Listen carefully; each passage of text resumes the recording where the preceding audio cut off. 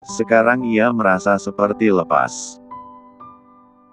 Sudah begitu lama ia ingin mengungkapkan beban ini di dalam dadanya, namun dulu ia tidak bisa melakukan itu karena ayahnya lah yang melarangnya. Wahyudi ingin dirinya tidak membenci Tamara karena biar bagaimanapun wanita itu adalah ibunya saat ini, saat dirinya diambil dari panti asuhan dan diajak tinggal bersama di rumah besar itu. Awalnya ia bertanya-tanya kenapa ia diangkat menjadi seorang anak, tapi Wahyudi mengatakan jika dia tidak mengangkatnya sebagai anak tapi dia memang adalah anaknya. Dan Wahyudi mengarang cerita agar Gama membenci Tamara, tapi tidak boleh menampakkan kebenciannya itu pada wanita itu. Apa maksudmu Mas? Bu, kenapa Mas Gama berkata seperti itu? Tanya Starla. Ia benar-benar terkejut mendengar pengakuan dari kakaknya itu. Kalau Gama bukanlah anak ibunya berarti dia dan Gama bukanlah saudara kandung, pikir Starla. Kenapa kau tidak bisa menjawab pertanyaan anakmu itu kan? Sudah sangat lama aku ingin meluapkan amarahku padamu, tapi tidak bisa melakukan semua itu, karena ayah. Tapi kali ini aku puas karena bisa melihat wajah aslimu Nyonya Tamara. Ucapnya lagi. Sudah puas? Seru Bu Tamara. Bu, panggil Starla. Maafkan ibu kalau selama ini, ibu merahasiakan semua ini dari Mustar. Tapi semua ini ibu lakukan agar kau dan kakakmu bisa selalu akur, tanpa melihat hubungan yang ada di antara kalian berdua. Ujar Tamara. Tapi sepertinya tidak untuk Gama, mungkin kau memang begitu sangat membenciku, entah cerita bohong apa yang telah disuguhkan Wahyudi pada dirimu. Tapi satu hal yang harus kau ketahui, aku tidak pernah bertemu sekalipun dengan ibumu. Ujar Bu Tamara. Kau pasti berbohong kan? Sela Gama. Dia tidak percaya dengan omongan Bu Tamara karena cerita yang berbeda disuguhkan oleh Wahyudi kepadanya, dan itu tidak sama dengan apa yang dikatakan oleh Bu Tamara.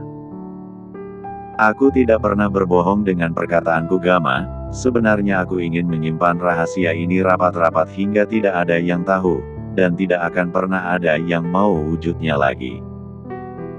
Tapi sepertinya kali ini tidak bisa, kau sendirilah yang memintaku untuk membuka aib ini, jadi jangan pernah menyalahkan diriku. Apa maksudmu? Apa kau ingin kembali membuka kebohongan yang baru? Terserah kamu mau percaya atau tidak Gama, tapi satu hal yang harus kau ketahui bahwa inilah kenyataan yang sebenarnya. Wanita yang kau sebut adalah ibumu, dia tidak pernah dinikahi oleh ayahmu. Karena setelah Wahyudi mengetahui bahwa ibumu hamil dirimu, dia dan keluarganya menyingkirkan ibumu, mengusirnya dari rumah yang selama ini menjadi tempatnya bekerja mencari uang. Bohong. Untuk apa aku membohongimu? Selama ini aku tulus memberikan kasih sayangku kepadamu Gama. Tapi aku sama sekali tidak menyangka, bahwa ketulusanku ternyata berbuah kebencian selama ini. Tapi tidak masalah, karena sebagai orang tua aku tidak boleh mengharapkan sesuatu dari apa yang telah aku berikan kepada anak-anakku. Kata-kata hal yang harus kau ketahui Gama, ibumu meninggal bukan karena sakit hati yang seperti kau dengar dari Wahyudi, tapi karena penyakit kanker servis yang ia derita, karena sebelum dia menjadi pembantu rumah tangga di keluarga Wahyudi, ibumu adalah seorang pekerja seks komersial. Duar. Pernyataan yang menyatakan petir di siang bolong yang berlangsung tubuh Gama, dia terdiam tak mampu berucap kata-kata, kalimat yang keluar dari mulut Bu Tamara, seakan menghisap habis kesadarannya, hingga membuatnya terpaku di tempat.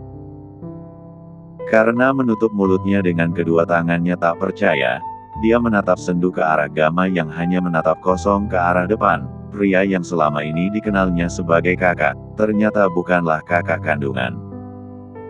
Bukan hanya Gama, tapi dirinya juga sulit menerima kenyataan itu. Selama ini ibunya tidak pernah membeda-bedakan kasih sayang yang ia berikan kepada dirinya ataupun Gama, seakan mereka berdua adalah saudara kandung yang terlahir dari rahim yang sama. Tapi ternyata, Dia dan Gama memiliki ibu yang berbeda. Mas Gama, panggil Starla. Gama mendongak, mengangkat wajahnya. Panggilan Starla membuyarkan lamunannya. Dirinya menatap Starla dan juga Butamara sekejap, setelahnya tanpa mengatakan apa-apa Gama membalikkan tubuhnya ingin segera pergi dari sana. Tunggu Gama. Cegat Butamara, jangan ganggu Zania, biarkan dia bahagia bersama suaminya. Ujar Butamara. Dia tahu bahwa setelah ini drama tidak akan melepaskan Zania, apalagi Gama juga sudah tahu tentang kebusukan Farah, karena memiliki darah yang sama bukan tidak mungkin ambisi besar yang dimiliki oleh Wahyudi akan ia tularkan kepada Gama, dan Butamara tidak ingin Zania bernasib sama dengan Citra sahabatnya. Kau tidak ada hak untuk melarangku kembali mendekatinya. Aku akan melakukan segala cara agar Zania bisa kembali kepadaku. Dulu jika bukan karena ayah yang memintaku untuk menerima Farah karena dia telah mengandung anakku, aku tidak akan pernah menyerah dengan cintaku, tapi sekarang aku yakin ayah pasti akan setuju, karena aku akan mengatakan padanya kalau anak yang dikandung oleh Farah bukanlah anakku. Kau salah Gama, kau salah dalam menilai ayahmu. Butamara kembali menyela ucapan Gama, sedangkan pria itu hanya mengeritkan keningnya tidak mengerti maksud dari perkataan Butamara. Ayahmu bukanlah orang yang tulus seperti yang ia tampakkan selama ini. Apa kau masih berpikir kalau ayahmu selama ini tidak tahu kalau anak yang dikandung Farah bukanlah anakmu? Deg. Kenapa? Kenapa semakin ia menekan Butamara, mencoba memperlihatkan sisi jahat wanita itu? Namun yang tampak justru bukan kejahatan wanita itu, tapi kejahatan ayahnya. Kalimat terakhir yang diucapkan oleh Butamara seakan kembali mengikis kepercayaannya kepada sang ayah. Apa maksud Anda? Ayahku tahu tentang kehamilan Farah. Bukan hanya tentang kehamilan Farah, tapi dia juga tahu anak siapa yang dikandung oleh wanita itu. Tuturnya. Kau bohongkan. Kau sengaja mengatakan ini hanya untuk memfitnah ayahku. Kau ini membuatnya terlihat jelek, iya kan? Hardik Gama lagi. Untuk apa? Aku tidak butuh pengakuanmu Gama Yudhistira. Aku hanya berkata yang sejujurnya. Apa kau juga berpikir bahwa perselingkuhanmu bersama Farah tidak diketahui olehnya? Kau salah Gama, ayah mau mengetahui semuanya. Dia sama sekali tidak melarangmu, bahkan terkesan selalu membela dirimu. Tapi satu hal yang kau tidak ketahui, ayahmu tidak pernah berniat untuk menikahkan Zania denganmu, namun dia berniat untuk merebut wanita itu untuk dijadikan miliknya sendiri. Duar. Satu fakta baru yang hampir membuat tubuh Gama oleng, jika saja dirinya tidak berpegangan pada kursi sofa yang berada di sampingnya. Bisa jadi saat ini tubuhnya tumbang ke samping. Pikiran Gama kusut, ia tak tahu bagaimana menanggapi perkataan Butamara. Ingin rasanya ia tidak percaya pada perkataan wanita itu, tapi selama ini wanita itu tidak pernah membohonginya selain tentang status dirinya, tapi haruskah dia percaya? Itu tidak mungkin. Bagaimana mungkin seorang ayah bisa memiliki niat untuk merebut calon istri anaknya sendiri Bu? Kini Starla mulai mengeluarkan pendapatnya, kali ini dia tidak ingin setuju dengan perkataan sang ibu. Karena pikirnya itu sama sekali tidak masuk di akal, sebab selama ini pria itu terlihat menyayangi Kak Zania sama seperti menyayangi dirinya. Tapi itulah kenyataan yang sebenarnya nak. Tunggu sebentar. Butamara menuju kamar tamu yang dia tempati sementara ini di rumah Starla. Setelah beberapa saat kemudian ia kembali lagi dengan ponsel yang ada di tangannya, ponsel yang berbeda dari yang biasa ia pakai. Tanpa banyak pertanyaan ia pun memutar rekaman suara di ponsel tersebut hingga terdengarlah suara Wahyudi yang sedang berbicara dengan seseorang. Apa yang kalian lakukan B*D*H? Bagaimana bisa kalian kecolongan seperti itu? Seharusnya di saat Zania memutuskan hubungannya dengan Gama, maka akulah orang yang bisa menjadi sandaran wanita itu. Kenapa harus ada pria lain di samping wanita itu? Padahal aku sudah berusaha sebisa mungkin untuk mempengaruhi Gama untuk tidak membiarkan Zania dekat dengan pria lain selain dirinya agar saat dia putus dari Gama, aku yang akan meluluhkan hati Zania. Maafkan kami bos, kami sama sekali tidak tahu hal itu akan terjadi. Kami juga tidak mendapatkan informasi tentang kedekatan pria itu bersama Nona Zania, kapan mereka kenal dan dekat. Jawab anak buah Wahyudi. Sudah bersusah payah kita membuat Farah meminta Gama untuk bertanggung jawab dengan kehamilan Farah, tapi kenapa jadi seperti ini? Akhah! Teriak Wahyudi. Masih banyak lagi percakapan di dalam rekaman itu yang berhasil Tamara dapatkan dan ia perdengarkan pada Gama. Juga tentang bagaimana pria itu begitu sangat terobsesi dengan citra ibu kandung Zania dan juga pada Zania sendiri. Apa kau masih tidak mau percaya dengan apa yang aku katakan? Tanya Bu Tamara. Gama diam tak bersuara. Ia menatap nanar Bu Tamara yang balik menatapnya dengan sorot mata yang tak mampu dibaca oleh Gama. Tidak mungkin ayah seperti itu. Lirihnya. Mas, lalu kemungkinan seperti apa yang Mas inginkan? Bukankah dari rekaman yang Mas dengar semuanya sudah jelas, kalau ayah tidak sebaik yang Mas lihat? Tidak. Aku tidak akan percaya hal itu sebelum ayah sendiri yang menjelaskan kebenarannya. Bantah Gama. Terserah Mas Gama, yang penting aku tidak ingin mendengar Mas Gama menuduh ibu yang tidak-tidak. Ujar Starla. Gama tidak menjawab, tanpa mengucapkan sepatah kata, ia melangkah meninggalkan ruangan itu. Tak berapa lama terdengar suara mesin mobil yang dinyalakan meninggalkan pekarangan rumah Starla. Bu, ucap Starla. Ibu harus menemui David dan juga Vano. Ibu takut kalau Gama akan berbuat nekat dan membahayakan nyawa Zania. Ujar Tamara. Tidak sekarang Bu. Besok saja, bagaimana kalau ibu yang kenapa-kenapa nantinya? Jangan mengendara dalam situasi tegang seperti ini, bahaya Bu, cegah Starla. Tapi Star. Tenang saja Bu, Kak Zania berada dalam penjagaan orang yang tepat. Starla yakin Kak Nia akan baik-baik saja. Ujarnya. Ya semoga saja. Sambung Bu Tamara. Sore hari David kembali dari kantor, Malik membukakan pintu mobil untuknya. Di sana Zania tengah berdiri menanti kedatangannya di teras rumah mereka. David tersenyum haru, hal yang sangat diimpikannya selama ini. Pulang dari kantor disambut bidadari cantik di rumah, disuguhkan dengan kecantikan wajah sang istri, membuat rasa lelah karena seharian bekerja lenyap begitu saja. Mas sudah pulang? Tanya Zania lembut. Ia mengambil tangan sang suami, lalu menyaliminya dengan takzim. Kemudian David menghadiahi sebuah kecupan manis di kening wanita itu. Di sana Malik tersenyum melihat adegan mesra antara tuan dan nyonya mudanya yang selalu membuat siapa saja iri melihatnya, termaksud dirinya. Andai saja dia juga memiliki pasangan, pastilah dia akan melakukan hal yang sama pada pasangannya. Ya, Mas pulang lebih cepat karena merindukan dirimu. Ujarnya, menarik Zania ke dalam pelukannya. Mas jangan seperti ini, nanti dilihat orang. Mas nggak sadar kita masih di luar.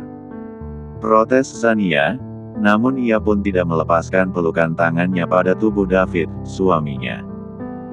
Benarkah? Apa kau malu? Zania tidak menjawab tapi dia menganggukkan kepalanya di dada David, membuat David terkekeh geli. Bagaimana bisa kau berkata malu, tapi justru pelukanmu yang paling erat sayang? Goda David. Refleks Zania menatap tangannya yang melingkar di pinggang David, lalu mendongak menatap wajah usil suaminya, lalu dengan cepat melepaskan pelukan itu dengan kesal. Ishkan yang pertama memelukku Mas David. Ucapnya cemberut. Hahaha iya, maafkan Mas. Mas yang pertama kali memelukmu. Ujarnya mengalah daripada istri cantiknya itu merajuk padanya, bukankah suami selalu salah? Ayo Mas masuk, ajak Zania. Asisten Malik Anda mau sekalian masuk. Kita makan malam bersama. Aku memasak ayam rendang dan juga udang asam manis pedas, Anda mau mencoba? Zania dengan ramah ingin mengajak Malik untuk makan malam bersama mereka. Ia tahu kalau Malik tinggal sendiri di apartemennya, kasihan kalau pria itu harus memasak lagi untuk dirinya sendiri malam ini. Mumpung dia masak banyak, jadilah dia mengajak asisten Malik sekalian. Malik tersenyum cerah, ia ingin mengangguk, ingin menerima tawaran nyonya mudanya itu. Tapi dia mengurungkan niatnya ketika melihat mata tuan mudanya melotot kepadanya. Itu tandanya jika tuan mudanya itu tidak ingin Malik mengganggu kebersamaannya bersama sang istri malam ini. Akhirnya dengan berat hati Malik menolak ajakan itu dengan sopan. Maaf nyonya muda, saya tidak bisa, kebetulan setelah ini saya ada janji bersama teman makan malam bersama. Ujarnya dengan tidak ikhlas. Oh gitu ya. Sayang sekali deh, padahal aku sudah memasak banyak menu untuk disantap bersama-sama. Maaf nyonya muda, ucapnya lagi dengan wajah penuh penyesalan. Ya sudah kalau begitu, hati-hati kalau sedang berkendara. Pesan Zania. Baik. Terima kasih nyonya muda. Kalau begitu kami masuk dulu ya. Pamit Zania. Mogo nyonya. Setelah tak melihat silut nyonya dan tuan mudanya, Malik menggerutu dalam hati pada tuan mudanya itu. Apa salahnya jika dia mencicipi makanan buatan nyonya mudanya yang terkenal sangat enak itu? Ia sesekali Malik bisa menikmati masakan Zania itu pun. Atas persetujuan David. Karena pria itu tidak ingin masakan istrinya dinikmati oleh pria lain selain dirinya.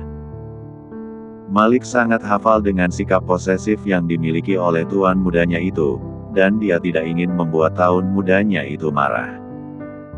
Sedang di dalam mansion mewah itu, tepatnya di kamar mereka, Zania sedang membantu David melepaskan kemeja kerjanya. Hari ini David terlihat lebih manja dari biasanya. Hingga untuk melepas kemejanya saja ia meminta Zania melakukannya. Sudah, seru Zania setelah selesai melepaskan kemeja David. Pria itu masih mengalungkan tangannya di leher Zania, sambil menatap penuh cinta pada istri cantiknya itu. Semakin hari Mas rasa, kamu semakin cantik saja sayang, ujar David. Lah memangnya hari-hari sebelumnya nggak cantik gitu? Pancing Zania. Cantik, sangat cantik. Tapi hari ini terlihat lebih cantik dari biasanya. Alah gombal, sahut Zania lalu melepaskan diri dari pelukan sang suami. Mas mau mandi air hangat atau air dingin? Biar aku siapkan, ujar Zania selanjutnya. Tidak perlu sayang. Mas akan menyiapkannya sendiri. Mas tidak ingin aku layani, ujar Zania memasang wajah sesedih mungkin. Lebih tepatnya tidak ingin membuatmu lelah. Hari ini kau pasti sudah sangat disibukkan dengan pekerjaan kantor. Pulang ke rumah bukannya istirahat kamu malah memasak untukku. Tapi aku juga ingin jadi istri yang baik untukmu Mas. Aku ingin melayanimu dengan baik. Kau sudah melakukan tugasmu sebagai istri yang baik, karena kamu sudah menjadi istri yang baik. Pakai izinkan aku untuk menjadi suami yang baik pula untukmu, dan suami yang baik bukan hanya bisa menuntut kewajiban istri, tapi ia juga mampu melakukan kewajibannya sebagai seorang suami. Dan aku ingin menjadi suami yang seperti itu. Cukup lakukan kewajibanmu semampumu saja, sisanya serahkan padaku, oke? Tutur David lalu kembali menarik Zania ke dalam pelukannya. David seakan tidak percaya pada perasaannya sendiri, ketika ia menyadari bahwa perasaannya mulai tumbuh kembali. meski sebelumnya ia yakin tak akan mampu mencintai lagi setelah luka di masa lalu yang begitu mendalam. Seolah-olah rasa sakit itu menutup hatinya rapat dan membuatnya tidak bisa merasakan cinta pada siapapun juga. Tapi sekarang, seperti ada sinar harapan yang menerangi sudut hatinya yang gelap, dan itu semua karena hadirnya Zania di dalam hidupnya. Benarkah ini? Aku bahkan sudah tak percaya lagi pada semua wanita karena pernah disakiti. Tapi Zania bisa membawa angin segar merasuk ke dalam hati dan perasaanku, hingga membuatku bisa kembali merasakan debaran yang sudah lama tidak pernah aku rasakan, gumam David dalam hati. Begitu sulit mencari wanita setia dan tulus, namun aku sangat yakin Zania adalah satu di antara 1000 wanita itu. Sesungguhnya, ia mulai menyadari bahwa dunia ini tidak hanya dihuni oleh wanita-wanita yang jahat dan pembohong. Kemungkinan ada 1 dari 1000 wanita yang tulus, dan Zania adalah salah satu dari mereka. Dengan pelan, perasaannya yang dulu beku mulai meleleh, digantikan oleh cinta yang bersemi perlahan seiring dengan kebersamaan mereka berdua. Mandilah, aku akan menunggumu di bawah. Bagaimana kalau kamu yang memandikan aku saja? Sepertinya aku sangat lelah, aku butuh bantuan Anda, Nyonya David. Ujar David merubah panggilannya. Ya, sepertinya dia mendapatkan panggilan yang sangat menarik untuk istri cantiknya itu.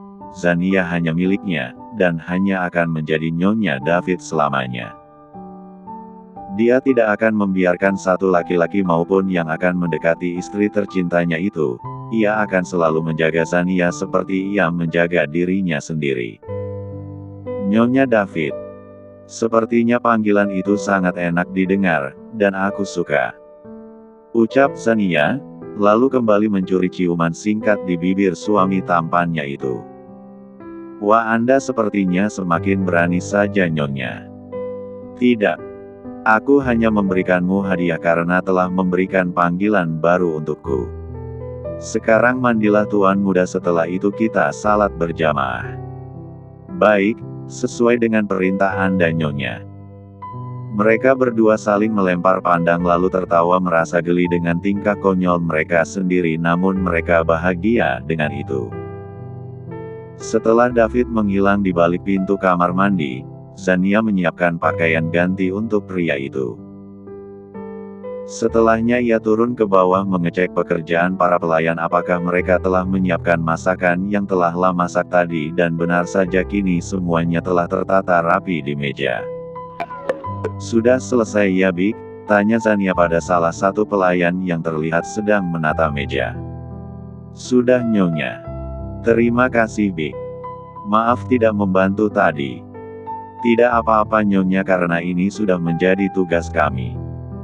Zania memberikan senyum manisnya pada pelayan itu, lalu kembali berkata, kalau begitu saya tinggal sebentar ya, Bi, semuanya ditutup saja dulu, saya mau salat dulu bersama suami.